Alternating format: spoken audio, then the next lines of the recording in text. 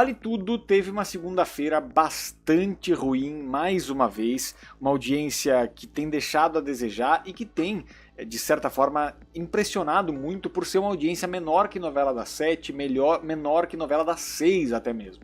Então, a configuração do que leva Vale Tudo a chegar nesse ponto, depois de 45 dias de exibição, traz algumas reflexões importantes, não só do ponto de vista de se a novela é boa ou ruim, mas do que a Globo vai passar a esperar do seu horário nobre, passar a esperar do seu principal produto há mais de 60 anos, que são as novelas das 9, também tradicionais novelas das 8 em outros momentos.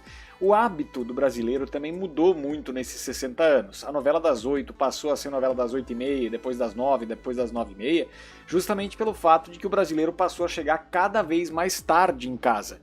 Então, a Globo foi adaptando também a sua maneira de olhar para esse público para conseguir atendê-lo da maneira mais plena.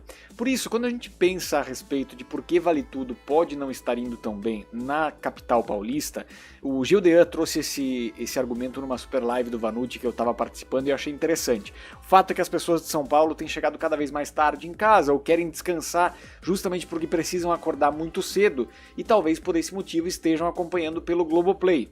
Pode ser uma possibilidade, mas ao mesmo tempo há também essa percepção de que para a novela das 7, para a novela das 6, existe um público às vezes maior do que para a novela das 9. Qual é a diferença? O que segura esse público, o que impede esse público de assistir essa novela das 9h30? E é isso que a gente vai tentar desmembrar a partir de agora por aqui para poder enxergar para onde vai Vale Tudo nessa nova gestão. Eu confesso para vocês que no início eu estava também reticente com esse remake, bastante reticente com esse remake, acho que tinha muita coisa que podia dar errado ali, a gente sabe que tinha muita coisa que podia dar errado por ali. Mas o fato é que aos poucos a trama foi me pegando. Isso por quê? Porque eu não tenho tanto a referência de 88, assisti a novela mais picada lá de 88 e não cheguei a assistir na íntegra. Mas quando a gente olha para o elenco que foi escolhido hoje, para a história em si, eu acho que em primeiro lugar, a minha visão é sobre a história, e a história é soberana, a história, ela às vezes não depende tanto dos atores para ser bem feita, da mesma forma que também às vezes uma história menos bem construída com grandes atores fica melhor. Aqui nesse caso acho que nós temos uma grande história com grandes atores escalados para fazê-la, né? Então nessa movimentação a gente observa, eu particularmente vejo um novelão tradicional. Para quem estava reclamando de que Mania de Você, ou Terra e Paixão, ou outras novelas que vieram antes não eram novelas com cara de novela, o que eu discordo com relação a Terra e Paixão, acho que era uma novela um pouco mais exagerada, isso sim, mas tinha ali suas nuances. Mania de Você era novela também, embora me pareça muito ruim, né? Mas Vale Tudo é uma novela com estrutura de novela, com acontecimentos de novela. O que eu começo a ver que talvez seja o principal problema para a novela daqui para frente? Raquel e Ivan têm personalidades muito diferentes e eu já não sei se o público enxerga a química que enxergava lá no início da movimentação dos dois ali dentro desse contexto. A Maria de Fátima, da Bela Campos, que gerou tanta polêmica, que criou tanta contenda na internet, tantas situações, eu sinto ranço da Maria de Fátima. Então eu acho que a atuação de certa forma tem funcionado, mas eu ouvi um comentário do Vanucci hoje a respeito disso e eu acho que eu vou mais ou menos na mesma linha. A futilidade dessa Maria de Fátima de 2025, que é uma futilidade que eu acho que tem relação essa futilidade com os tempos que a gente vive, com os tempos líquidos que a gente vive, né? Ela é uma futilidade que se confunde dentro de outras coisas. Então ela quer ser influencer, mas quer ser modelo e ao mesmo tempo não sabe direito o que é o foco principal dela. Me parece que a Maria de Fátima da Glória Pires ela era mais fria e ela era ruim porque ela era ruim. Tinha um pouco disso também. E eu acho que a Manuela Dias tem tentado humanizar demais diversos personagens. Que na verdade começam a cair um pouco mais no gosto do público, vilões que não deveriam cair no gosto do público, porque depois para reverter isso vai ser muito difícil. Então a humanização da Maria de Fátima, uma certa humanização também da Odete Roitman, uma certa humanização do Marco Aurélio também, os momentos de, por exemplo, o momento entre Marco Aurélio e Heleninha, em que ele fica sensibilizado ali com ela, é um momento que dificulta depois criar ranço no público. Vai dificultar muito criar ranço no público. Então, a Maria de Fátima, da Bela Campos, eu particularmente acho que vai indo relativamente bem, mas talvez pelo próprio texto tenham alguns momentos de vulnerabilidade da Maria de Fátima que não tinham no original, né? Não eram presentes no original. Uma cena que inclusive eu comparei e achei muita diferença foi a cena em que a Maria de Fátima, ainda com o Rubinho, né? A Maria de Fátima vai lá e ele pede um dinheiro para ir para os Estados Unidos e ela dá um dinheiro só para ele pagar o aluguel, não para ele ir para os Estados Unidos. E isso foi cortado desse remake especificamente. E é uma cena decisiva para mostrar a crueldade, a falta de qualquer tipo de empatia, a falta de qualquer tipo de ligação com o próprio Rubinho, que a Maria de Fátima diz gostar minimamente como pai e tudo mais. Então, eu acho que essas nuances que vão sendo atenuadas para não criar maniqueísmo dos personagens, muitas vezes é um tiro no pé e talvez possa ser o que afasta uma parte do público de Vale Tudo. Mas repito, eu tenho assistido e tenho gostado do que tenho visto numa novela das 9. É uma novela das 9 que tem entregado conteúdo de novela. Acho que, e aí pra mim é um ponto que me pega um pouco e me pegava muito em Amor de Mãe, tem que tomar cuidado para não virar uma questão de humanização demais dos personagens, de às vezes fazer com que determinadas pautas e determinados assuntos se sobreponham à história especificamente, se sobreponham a essas questões. Porque a partir do momento que a gente tem uma Odete Roitman um pouco mais humanizada, tem muita gente se identificando com a Odete Roitman, porque ela fala coisas que muita gente às vezes está explícito no ambiente e ninguém fala. Então tem gente se identificando, tem memes acontecendo a respeito disso. Marco Aurélio é pra mim, aí sim, um vilãozaço, mas tem momentos cômicos, tem momentos emocionais. Então eu acho que nesse sentido começa a tirar um pouco daquele asco que existe sobre o Marco Aurélio original. Então isso pode ser um problema, pode ser que agora você crie personagens carismáticos, e eu acho que é o caso, mas já me parece que está esfriando um pouquinho a novela e que às vezes as coisas começam a acontecer mais devagar. Agora a gente tem o golpe da Maria de Fátima, que vai dar certo e tudo mais, mas começa a ir um pouco mais devagar e as pessoas começam a se desconectar especificamente de seguir acompanhando e tudo mais.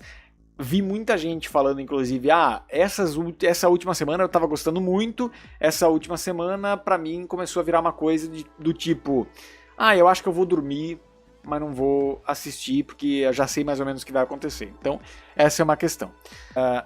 Matéria do Gabriel de Oliveira. A crise de audiência de Vale Tudo continua em queda livre desde que Odete Roitman entrou oficialmente na história. Isso também vale a gente destacar. Desde a chegada de Odete Roitman, a novela não conseguiu também se firmar de novo nos padrões que estava vindo antes. Em queda livre desde que Odete Roitman entrou oficialmente na história, a novela tem tido cada vez mais dificuldades para se sobressair diante das demais faixas de dramaturgia da Globo. Dessa vez, o remake sequer conseguiu se beneficiar em um dia marcado por recordes de público para a emissora, que teve seus melhores desempenhos do ano com outras novelas e até mesmo com o filme da Tela Quente. O capítulo de segunda foi responsável pelo quinto melhor desempenho da programação no dia, marcou 21,8 pontos de média e de certa forma até conseguiu atingir um recorde no Ibope, negativo no entanto, a pior performance da história da trama em um capítulo transmitido neste dia da semana. Até então o pior dia tinha sido 22,5 em 28 de abril. Manuela Dias e o remake de Vale Tudo estragaram o dia de recordes de audiência da principal emissora do país. No final da tarde, A Viagem, com 17,3, teve a melhor estreia de um folhetim no Vale a Pena Ver de Novo nos últimos 2 anos e contribuiu para que Tieta, com 20,9, quase 21, quando a gente olha a audiência de Vale Tudo, deu 21,8, né? 21,8 no horário nobre. Tieta deu 20,9 no fim da tarde. Conquistasse seu melhor desempenho até aqui. Garota do Momento, que se aproxima da sua reta final, disparou e foi bem para os seus melhores números da história. E foi também para os seus melhores números da história, com 22,1 de média.